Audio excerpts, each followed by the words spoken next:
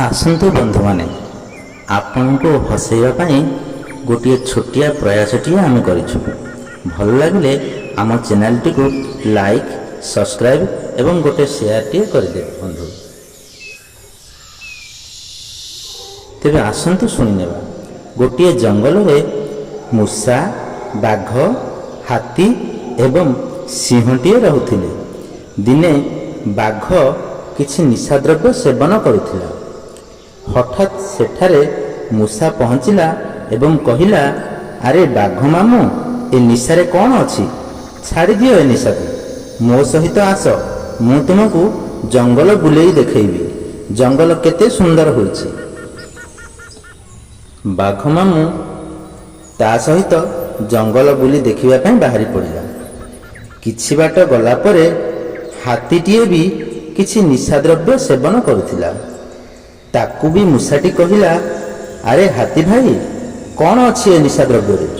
छाड़ी दियो ए निशा, आस मु तुमको जंगल देखैबी। देख जंगल केते सुंदर होइछि। हाथी भी मूषा सहित चलिला जंगल बुलिबा पई। पुणी किछि बाट गला परे सिंह भी किछि निशा द्रव्य सेवन करुथिला। सेठी सिंह को भी मूषा कहिला, अरे सिंह महाराज, ए निशारे कौन अच्छी? छाड़ी दियो ए निशा, मो सहित आस, मु तुमको जंगल देखैबी। देखिबो जंगल केते सुंदर होइछि। यह सुनी सिंह मूषा को ठो ठो करी 3-4 चटकणी मारिला। सेतेबेले हाथी कहिला, अरे ए मूषा बिचार को काहेकि मारुछ?